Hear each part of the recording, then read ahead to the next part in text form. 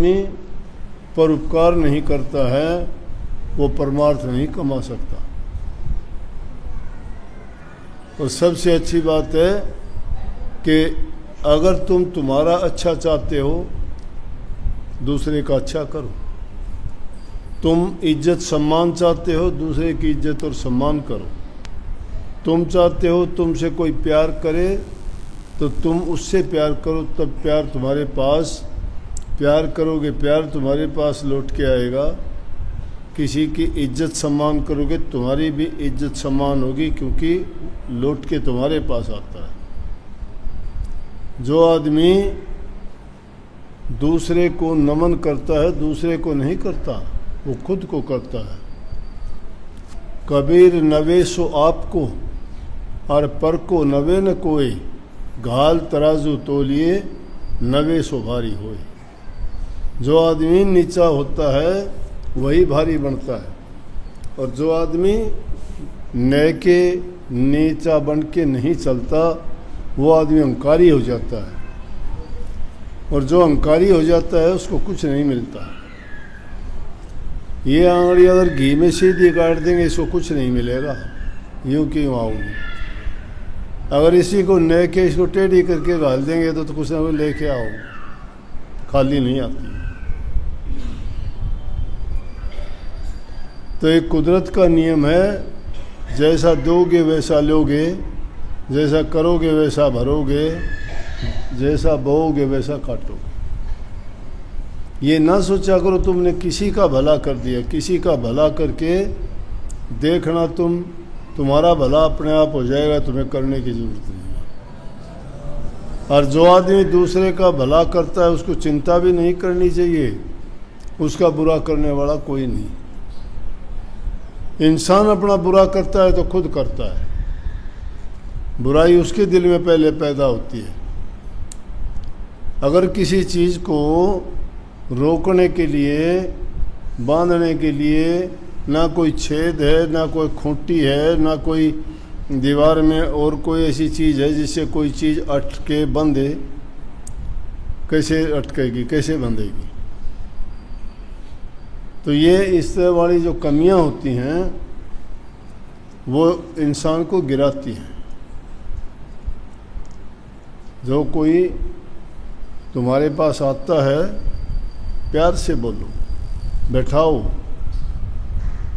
पानी वानी की पूछने के बाद में फिर उससे उसका हाल चाल पूछो। ये एक बहुत बड़ी बात है।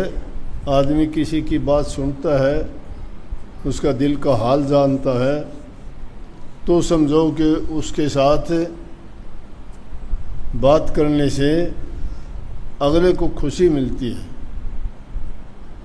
और बात करने से उसके दिल का बोझ भी हल्का होता है, खुद भी इंसान का होता है। और किसी का भला करके देखना, तुम्हें अंदर से खुशी मिलेगी, क्योंकि अच्छा जब बोलोगे तो दूसरे आदमी की भावना और विचार तुम्हारे प्रति ये होंगे कि वो चाहे किसी के सामने ना कहो कि बड़ा नेक इंसान था भाई। प्रकृति में बहुत अच्छा नियम है, यहाँ हम जो बोलते हैं एक शब्द भी बोलते हो कहीं जाता नहीं है। फ़ोन पे बात करते हो, यहाँ बात करते हो, किसको कहाँ सुनता है जाके, पकड़ लिया उसने। अपने पास पकड़ने वाली चीज़ नहीं है। नहीं, हमें भी पता लग जाए कि उसने दिल में हमारे प्रति क्या सोचा। पास में जो होता है उस आदमी का पता लगता है कि वो हमारे बारे में क्या सोचता है।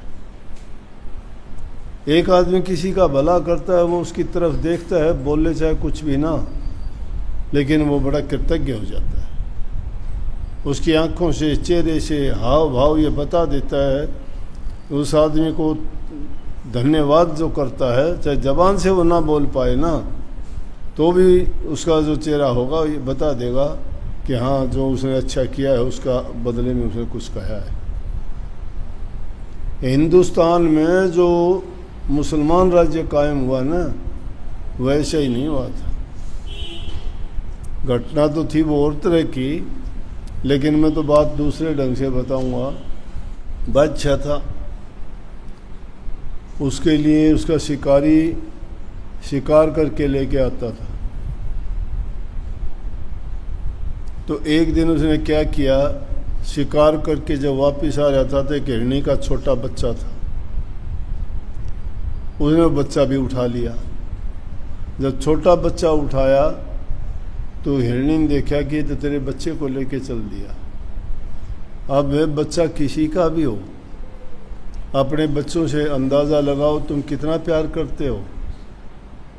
माँ तो बहुत ज़्यादा जानती है अपने बच्चों के बारे में, क्यों 9 महीने तो वो पेट में रखती हैं, फिर पैदा करने के बाद अपना दूध पिलाती हैं, थोड़ा सा बड़ा होने पर अपने मुंह का घास भी निकाल के उसको खिलाती हैं, एक एक सांस उसमें डालती है माँ बच्चे की। तो यूँ समझो कि बच्चे में उसके प्राण अटके होते हैं, और जब उसके उसे प्राणों को कोई लेके चलता है तो उसके साथ क्या बीतती है।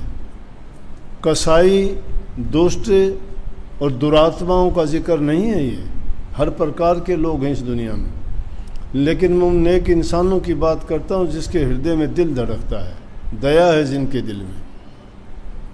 वो जानते हैं ममता, प्यार क्या चीज़ होता है, ममता क्या होती है।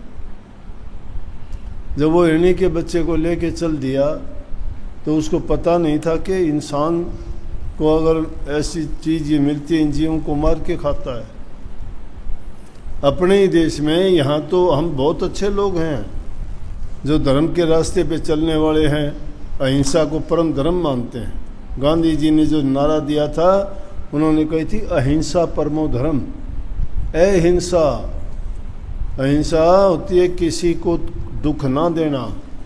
दुख हम एक प्रकार से नहीं देते, दुख हम शरीर से भी देते हैं, दुख हम जबान से भी देते हैं, दुख हम कर्म से भी देते हैं, मन से भी देते हैं, वचन से भी देते हैं। मन में किसी के प्रति बुरी भावना, बुरे विचार रखना, किसी के बारे में कपट धोखा रखना, ये मन है। जबान से किसी को बुरा बोलना, गंदा मंदा बोल देना, छोटे शब्द बोल देना किसी के बारे में, शरीर से किसी को कष्ट देना, लेकिन ये है। परंतु मैं बात आपको कह रहा था, जब उसके बच्चे को उठा के चला तो हिरनी क्या करे, उसको अपनी जान भी प्यारी है। सबसे पहले इंसान को अपनी जान प्यारी है, चाहे दूसरा कितना भी प्यारा क्यों ना हो, सबसे पहले अपनी जान बचाएगा वो। बच्चों से प्यार करते हैं, लेकिन अगर कोई आफत आ जाए, चुनाव करने के लिए बात हो कि बोल तेरे बच्चे को मारूंगा, तो ये तो कहेगा बच्चे को मार दे, मुझे छोड़ दे, क्योंकि पहले अपनी जान है प्यारी, फिर दूसरी। हिरनी उसके पीछे पीछे हो ली। उसने शिकारी ने मुड़ के देखा, हिरनी पीछे पीछे आ रही है। चेहरे से लग रहा है उसकी आंखों से पानी गिर रहा है, अपने बच्चे की तरफ देखती है। वो शिकारी रुकता है तो वो भी रुक जाती है, और वो उसको लेके चलता है, फिर चल पड़ता है। अब इंसान है, इंसान जब किसी चीज़ का ख्याल करता है तो उसके दिल में भावना तो वो जागृत होती है। उसका ख्याल आया कि देखो इस हिरनी का छोटा सा बच्चा है, उसके प्यार में एक बेचारी किस प्रकार से पीछे पीछे आ रही है, इसको अपनी जान की परवाह नहीं, मैं तो शिकारी हूँ, व्याधि हूँ, हिरणों को मारने वाला हूँ, और फिर भी इसको पता होते हुए मेरे पीछे पीछे आ रही है।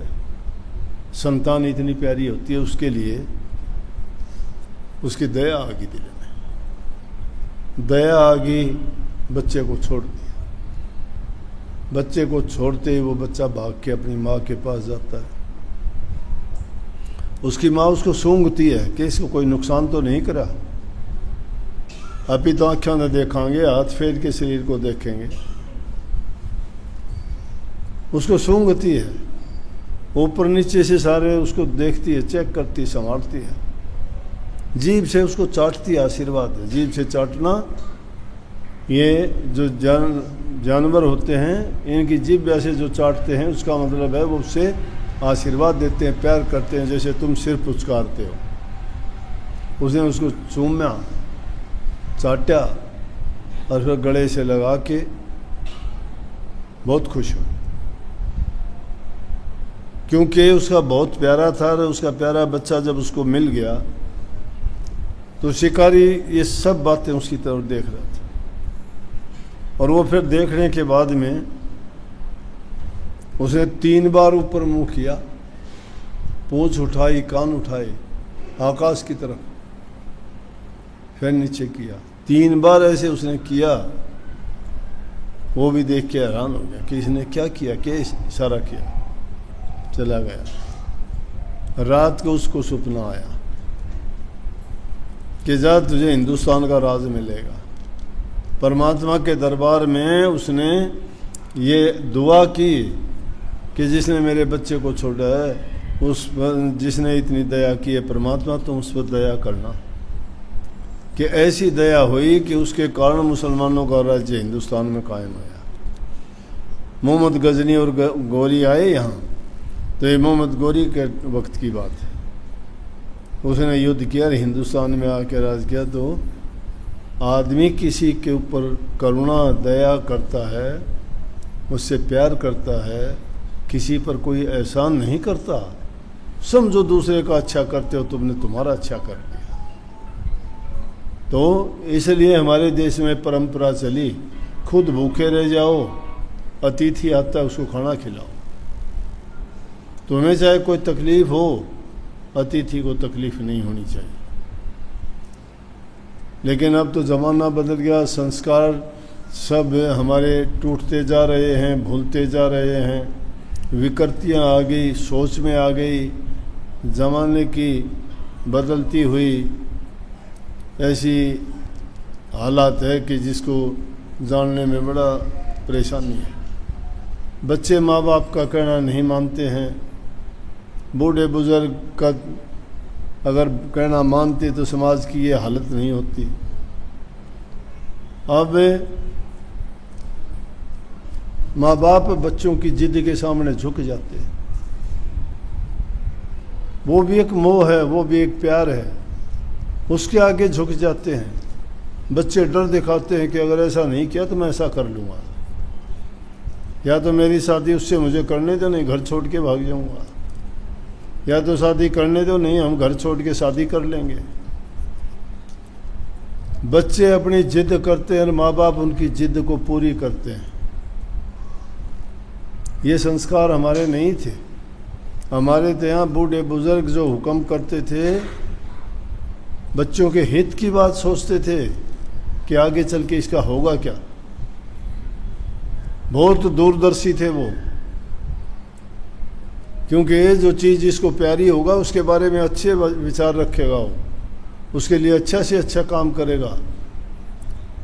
लेकिन बच्चों की इतनी छोटी बुद्धि होती है कि वो तो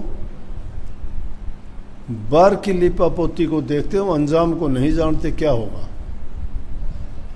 अब एक बहुत बुरी सी चीज़ है और उस पर पेंट कर दिया गया बहुत सुंदर सा। पेंट तो उतर जाएगा ना, कुछ टाइम के बाद निकले तो वहीगा जो मिट्टी है जैसी है, वो दबी हुई है।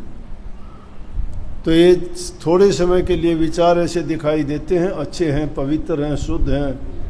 हमें लगता है कि हाँ जो हम सोचते हैं वो बिल्कुल सही है, लेकिन हमारा अनुभव नहीं है कि कैसे निकलेंगे। इसलिए माँ बाप की अवज्ञा नहीं, आज्ञा का पालन करना चाहिए। बुज़ुर्गों की बात को सुनना चाहिए, उनकी सेवा करके उनको रिझाना चाहिए, उनका दिल जीतना चाहिए, जिससे खुश होकर अगर वो आशीर्वाद देंगे, उस आशीर्वाद को परमात्मा को भी मोड़ने का हुक्म नहीं है, उसके पास ताकत नहीं है, क्योंकि उनको माँ बाप ने बनाया है। और उसके लिए माँ बाप अपनी जी जान पूरी लगा देता है, उसी के हित की बात करता है। और हम अगर उसी को ठुकरा देंगे तो हमारा अच्छा होने की गुंजाइश कहाँ है।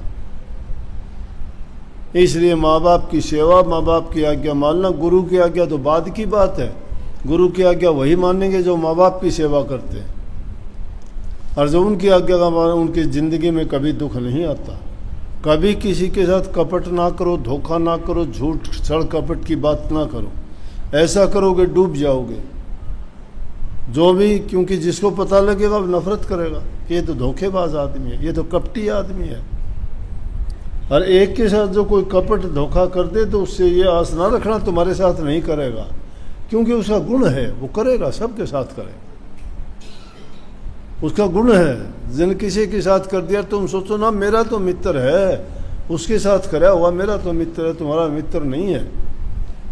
तुम्हारे मित्र में ये गुण है, उसने दूसरे का कर रखा तो तुम्हारा भी करेगा जिस दिन। क्यों? स्वार्थी आदमी है। जिस दिन उसका स्वार्थ पूरा नहीं होगा उस दिन मुंह मोड़ लेगा वो। ये दुनिया बड़ी और तरह की है, आजमा के देखोगे। जो जो बीतती जाएगा टाइम और उनसे वास्ता पड़ता जाएगा, जब इंसान को समझ आती है। इंसान दिखाई कुछ देता है बाहर से, लेकिन अंदर के अंदर वो जैसे रूई में आग लपेट के रख दे, ऐसा है। देखने में तो रूई बाहर से बहुत अच्छी साफ दिखाई देती, लेकिन उसमें आग लिपटी हुई है। और वो आग कितने दिन तक रहेगी? रूई जल जाएगी, बाहर आके प्रकट हो जाती है। इसलिए भाई अच्छा किया करो। 2 रोटी खानी है, 4 दिन की जिंदगी है, ज़्यादा बड़ी नहीं है। अगर इसमें अच्छा करके जाओगे सुखी जाओगे। भरोसा है जिंदगी का, मेहनत नहीं लगती। फिर किस लिए पाप कमाते हो, किस लिए बुरा करते हो, किस लिए धोखाधड़ी करते हो? सोचते हो ये करेंगे वो करेंगे, सब दरा दरा रह जाएगा। इसलिए उस घड़ी का ये ना सोचा करो उसके बहुत दिन है ना, उसका दिन हो सकता है अगली घड़ी हो, अगला ही दिन हो, शायद ये मिलन ही आखिरी मिलन हो, उसके बाद मिलना ही नहीं हो। जो इंसान इन बातों को मानता है वो पाप कर्म से बच सकता है। लेकिन दुष्ट आदमी ऐसा नहीं सोचता। दुष्ट आदमी तो सोचता है ना मैं ही रहूँगा, और तो सारे मर जाएंगे, मैं रहूँगा, क्या काम आएंगे? ना ये महल मकान काम आने, ना कोई ज़मीन जायदाद काम आनी, ना कोई ये दूसरे पाखंडबाजी करते वो काम आने। काम आएंगे इंसान के नेक कर्म। नेकी करो और अच्छा जीवन जियो, यही हमारा उद्देश्य होना चाहिए जीवन।